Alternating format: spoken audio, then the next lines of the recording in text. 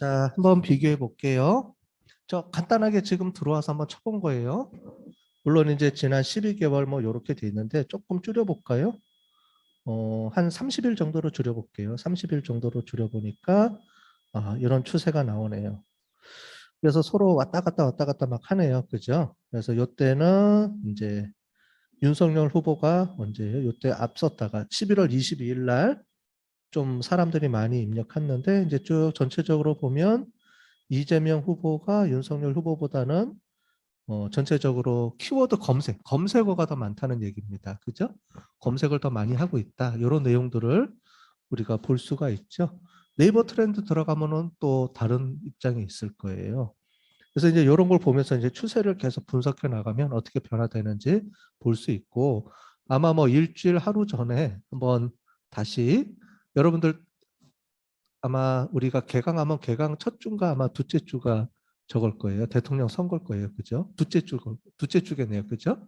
어, 그 전날이라든가 한번 우리가 기억한 거 한번 해보시면 재밌을 것 같아요. 그죠? 간단하게 입력해보고 그걸 통해서 과연 어떤 후보가 당선이 될까? 이런 게 이제 빅데이터 분석인 거고 그 다음에 지금 보는 요게 이 화면 내용이 저거예요. 그 통계에서 그 사람들 조사를 해서 나온 겁니다. 자, 보시면 이렇게 돼 있습니다. 우리 통계 얘기할 때 제가 설명을 드렸죠. 가설 검정, 뭐 신뢰 구간 이런 얘기를 했는데 이게 신문지상에 나온 거니까 잠깐 한번 설명을 드리면 우리가 신문에서 이게 지금 여론조사했더니 요거는 이제 TV 어디죠? 이게 TBS인가요?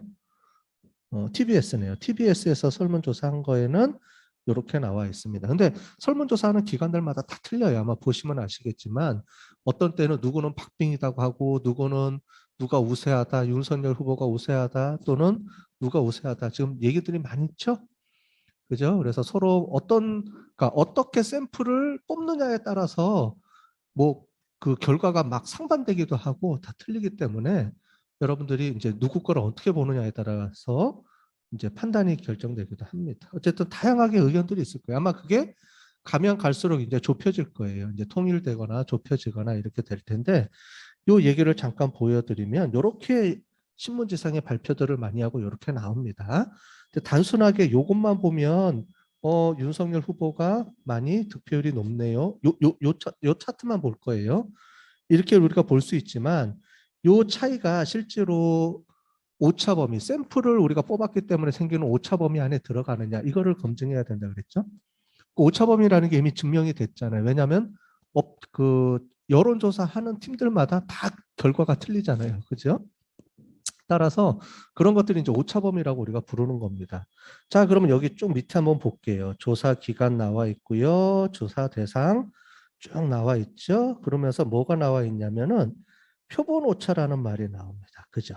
표본 오차 95% 신뢰 수준에서라는 말이 나오죠. 우리가 그 가설 검증할 때 설명드렸죠. 확률론으로 우리가 확률 값을 이용을 해서 오차 범위를 추정한다 그랬잖아요. 그죠? 그랬을 때 95% 정도 확률 범위를 가지고 본다 그러면 플러스 마이너스 3.1% 포인트가 차이가 나더라. 이렇게 나옵니다. 무슨 얘기냐면은 여기에 플러스 마이너스 3.1을 넣어줘야 된다는 거예요. 자, 그러면은 윤석열 후보에서 보시면 마이너스 3.1을 볼 수 있겠죠. 그죠? 평균인데 잘 된 거는 어차피 차이가 나니까 잘 된 건 말고 윤석열 후보의 제일 최저값하고 오차 범위의 최저값하고 이재명 후보의 제일 높은 맥시멈 값하고를 비교해 봤을 때 그게 겹치면 그러면 오차 범위 안에 박빙이네요. 이렇게 얘기를 해야 되는 거고요. 그렇지 않고 범위가 여기서의 최저값하고 여기의 최고값이 맞물리지 않고 그래도 벗어났다 그러면 확실시 되네요. 우선시 되네요. 거의 뭐 맞네, 높네요. 이렇게 얘기를 합니다. 자, 그러면 여기서 마이너스 3.1을 해보면 41에 마이너스 3.1을 해주면 어떻게 돼요? 38포인트가 나오죠. 여기서 플러스 3.1을 하면 40이 나오죠. 역전될 수 있다는 얘기예요. 이거는 박빙이라는 표현을 써야 되는 거예요. 박빙이라든가 아니면은 우열을 가릴 수가 없다라든가 미세한 차이에 의해서 오차 범위 내에서 지금 박빙을 형성하고 있다. 오차범위 내라는 말을 꼭 써줘야 됩니다. 자, 그런데 여기서 이제 그런 것들을 이제 했는지를 한번 봐야 되겠죠. 그래서 그거는 여기서 제가 설명을 안 드릴게요. 그래서 뉴스를 잘 보실 때 거기서 어떻게 표현하느냐에 따라서 여러분들 잘 이해를 하셔야 돼요. 대부분은 그런 거 설명 안 하고 넘어가는 경우도 많이 있어요.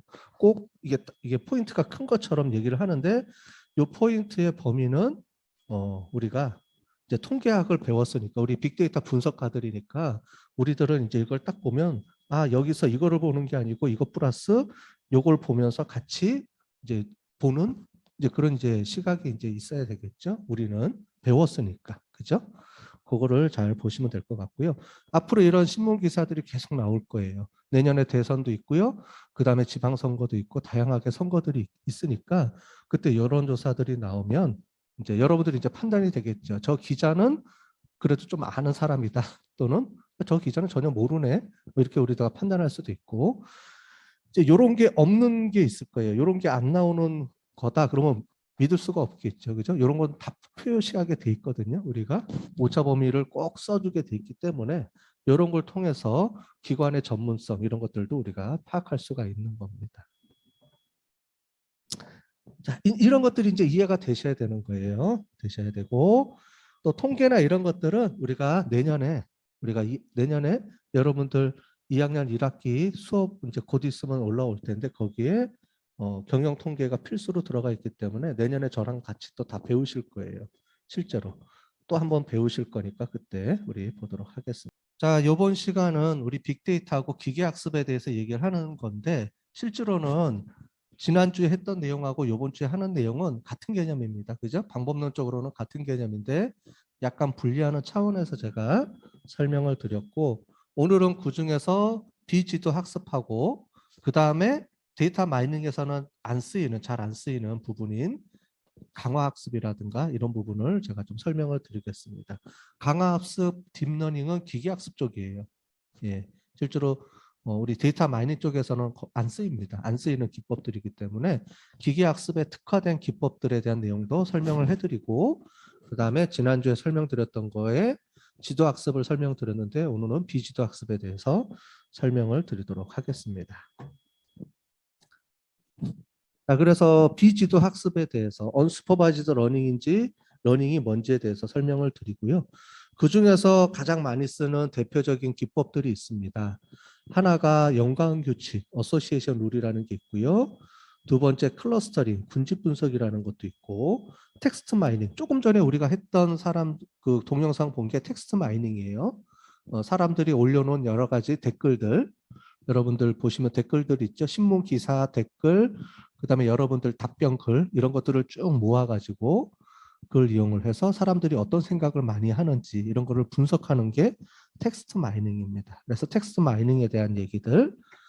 그다음에 소셜 네트워크 분석이라 그래서 여러분들이 소셜 네트워크가 어떤 건지 아시죠? 우리 SNS 서비스를 소셜 네트워크라고 합니다. 그래서 카톡이라든가 이런 것들을 하는데 소셜 네트워크는 여러분들을 중심으로 해서 여러분들 친구들 관계가 어떤 건지 그걸 보고 싶다. 그럼 누구랑 가장 친한지 이런 것들을 통해서 여러분들 카톡을 가지고 분석도 돼요. 그래서 누가 내가 가장 친하고 연락을 많이 하는지 뭐 이런 것들을 가지고 분석할 수 있는 그런 것들이 소셜 네트워크거든요. 나를 중심으로 해서 하는데 이제 나를 중심으로 하는 게 아니고 여기서 우리가 텍스트나 이런 쪽으로 들어가면 어떤 단어나 어떤 주제 중심으로 해서 어떤 단어들이 서로 밀접하게 연결되어 있는지 이런 걸 분석하는 기법이 소셜 네트워크 분석이라는 거가 있습니다. 그래서 그런 부분도 좀 설명을 해드리고요. 그 다음에 reinforcement라 그래서 우리 강화 학습에 대해서 여러분들이 알파고라고 가장 많이 들었던 부분이 있죠. 알파고 그런 강화 학습이 어떤 건지 그 다음에 이제 딥러닝 여러분들이 처음 듣는 딥러닝 부분들 그런 부분들에 대해서 오늘 설명을 좀 드리도록 하겠습니다. 자, 먼저 비지도 학습입니다. 우리가 기계학습 분석 방법에 대해서 이제 좀 머릿속으로 이제 좀 익숙해져야 되고요.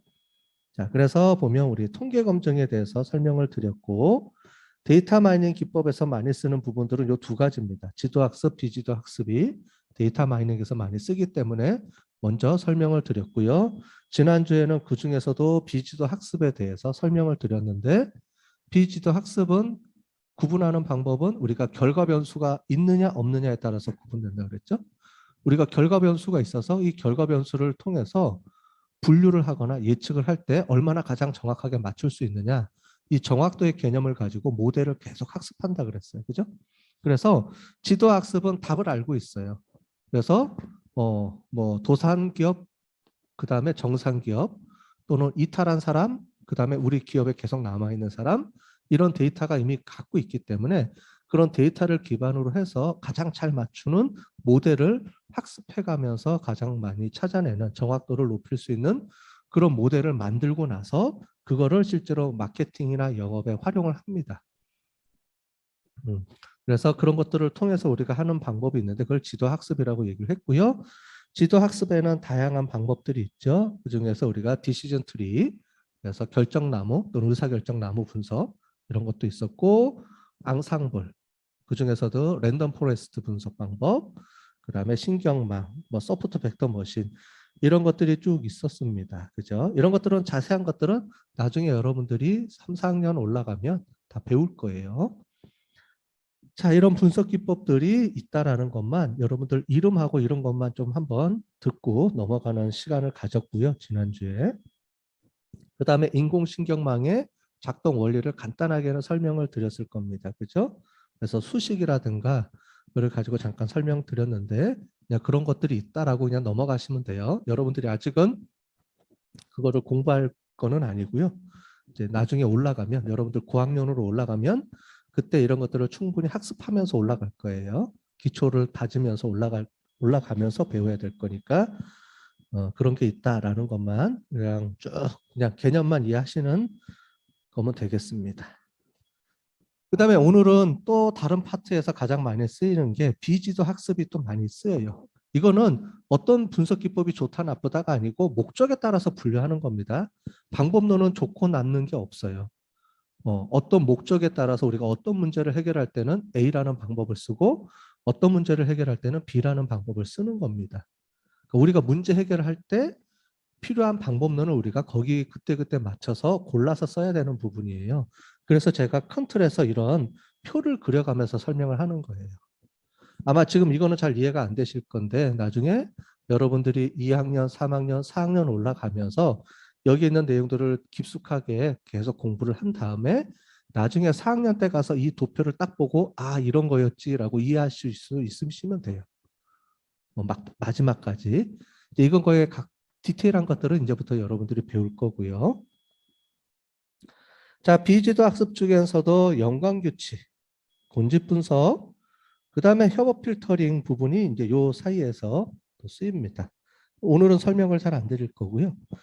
그래서 협업 필터링하고 연관규칙 이런 것들이 여러분들 많이 하는 게 추천 시스템이라고 우리가 부르는 때 사용하는 기법들이에요.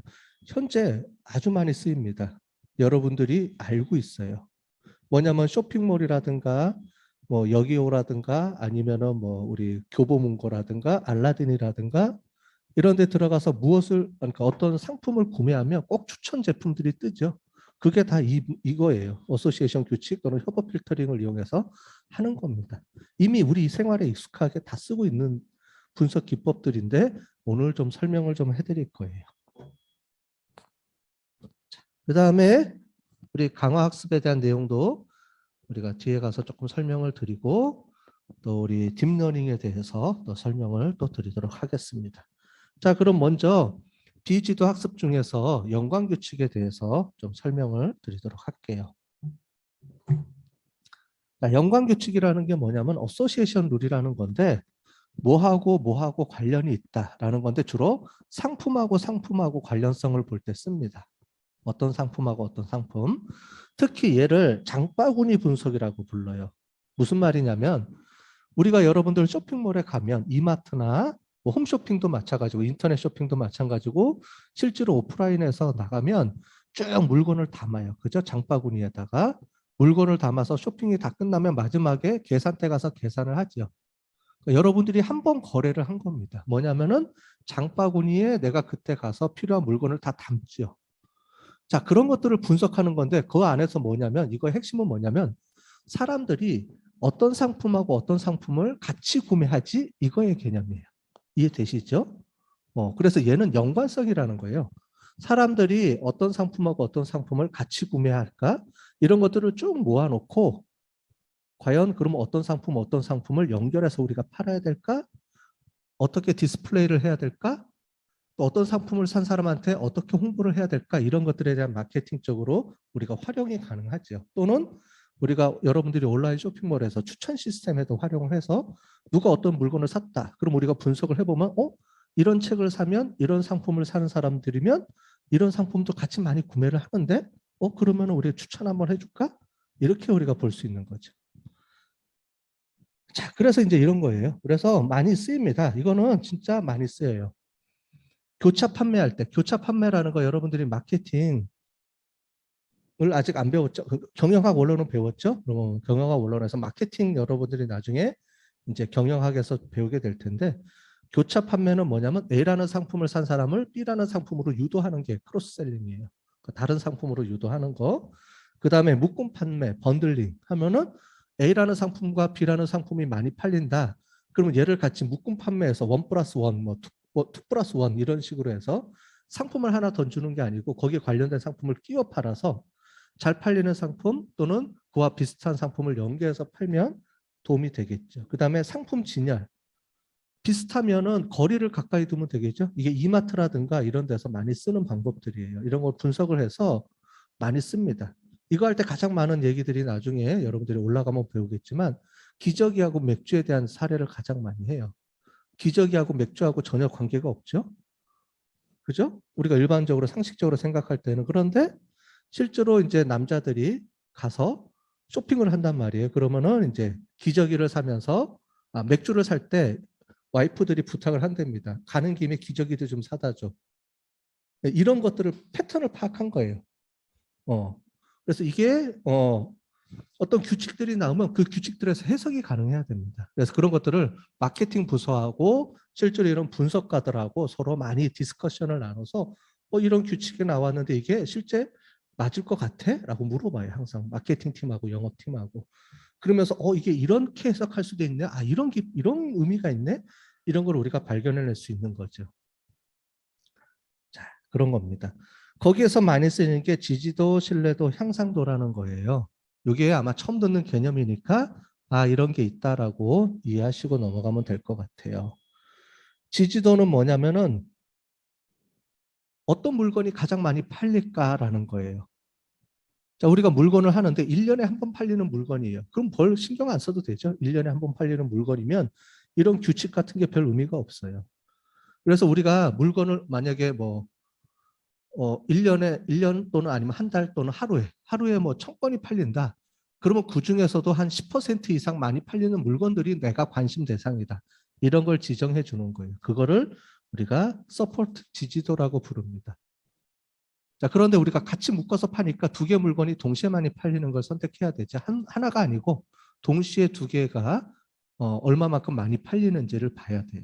그래서 많이 팔리는 물건, 그래서 여기 보면 빈발 아이템 세트라고 돼 있는 게 그런 의미입니다. 그래서 일단은 첫 번째, 내가 관심 있는 상품을 골라야 돼요. 그 고르는 과정 중에서 첫 번째가 가장 많이 팔리는 상품들, 빈번하게 팔리는 상품들을 이제 선택하는 방법이 있고요. 두 번째는 그 다음에 조건부 확률이라는 걸 또 이용을 해서 그래서 A라는 상품을 사면 B라는 상품을 살 확률이 얼마나 돼? 이제 이거를 우리가 보게 되고요. 제일 마지막에는 최종적으로 그러면 만약에 우리가 B라는 상품을 그냥 팔았을 때와 A라는 상품을 사는 사람한테 B라는 상품을 팔았을 때 그러면 얼마만큼 더 유익하지? 더 효과가 있지? 이거를 검증하는 게 리프트, 향상도라는 개념입니다. 자, 요거를 간단하게 잠깐만 설명을 드릴게요. 자, 이런 식으로 데이터가 구성이 돼요. 장바구니 사면 이렇게 구성되죠. 자, 이거는 그냥 간단하게 샘플 예로 보여드리려고 하는 겁니다. 자, 1번 사람이 샀는데 빨간색, 흰색, 그린색을 샀어요. 동시에. 자, 2번 사람은 화이트, 오렌지색을 샀어요. 자, 이렇게 우리가 장바구니에 다 담기죠? 자, 그러면 이렇게 담긴 거를 이렇게 우리가 그 행렬로 매트릭스라고 부르는데 행렬로 바꿔줍니다. 이제 이런 것들을 이제 프로그램을 통해서 이제 다 만들어낼 거예요. R이라든가 파이썬을 통해서 이렇게 만들어집니다. 자, 그렇게 해서 이렇게 장바구니 하면 여기 보면 상품들이 많겠죠. 위에 상품들을 일렬로 쭉 나열을 해주면서 샀다 안 샀다를 쭉 하게 됩니다. 만약에 상품이 뭐 10,000개 있다 그러면은 행위 10,000개가 되겠죠. 상품이. 이런 식으로 쭉 검토를 해서 우리가 하게 되고요. 그 다음에 필요한 것들을 이렇게 골라내는 겁니다. 그래서 보통은 이렇게 결론이 내어져요. 그래서 A라는 상품을 샀을 때 B라는 상품을 살 것이다. 이런 규칙을 만들어내는 겁니다. 자, 그런데 이런 규칙은 우리가 봤던 거랑 좀 비슷한 게 있어요. 하나가. 뭐가 있냐면 디시전 트리도 이런 개념이죠. 근데 디시전 트리는 결과를 알고 있을 때 분석할 때 쓰는 거고 얘는 그렇지 않고 상품하고 상품과의 관계인데 얘도 if then이라는 룰을 만들어서 우리가 사용을 하게 되는 개념입니다.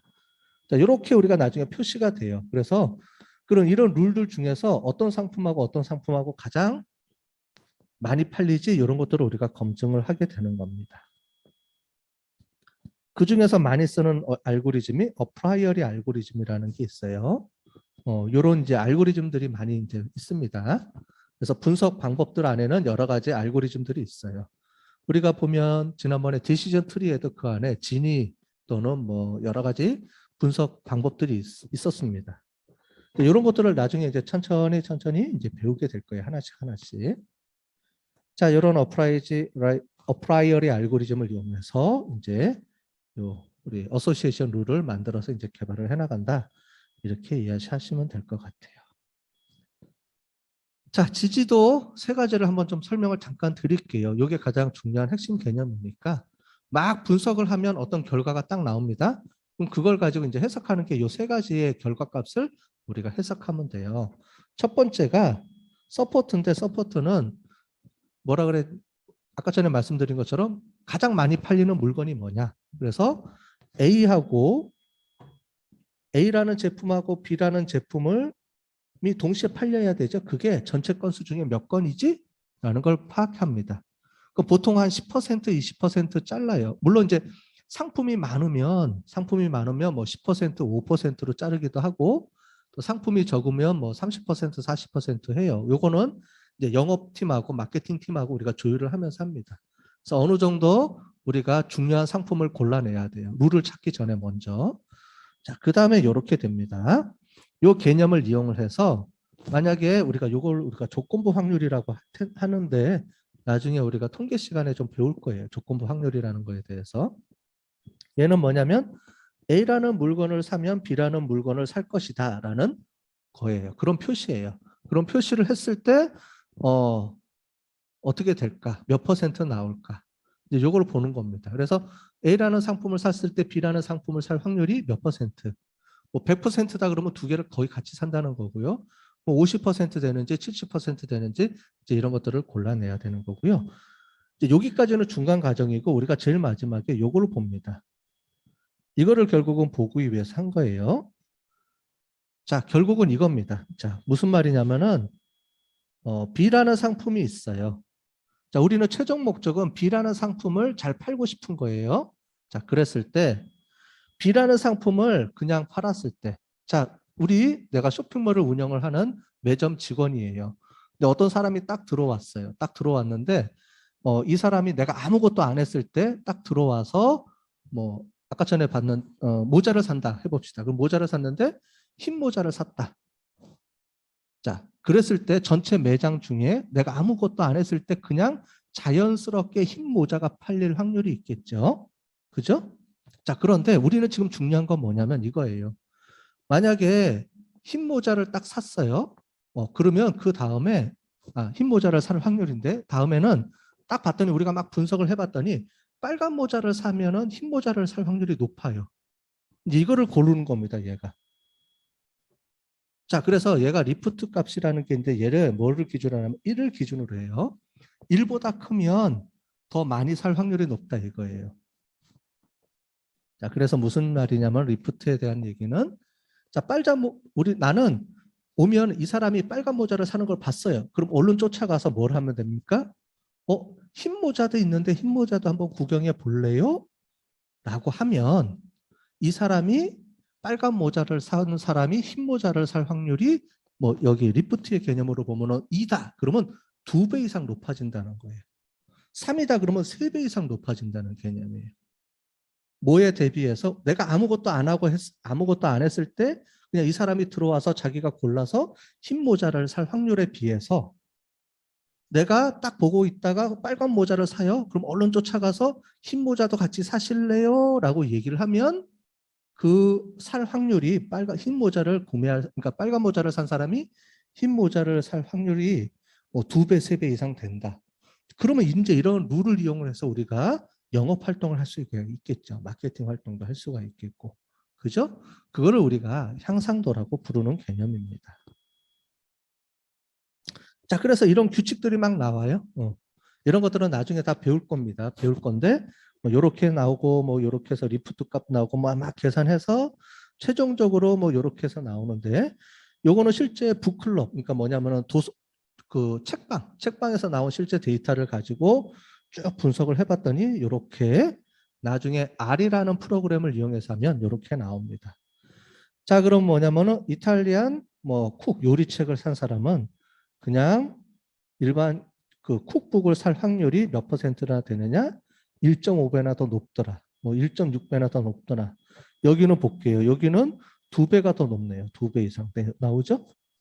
그러면 뭐냐면은 어린아이 책하고 이런 레퍼런스북을 사면은 요리책을 추천해 주는 거겠죠. 자, 그럼 이런 책박들을 온라인에서 이용하면 어떻게 이용할 수 있어요?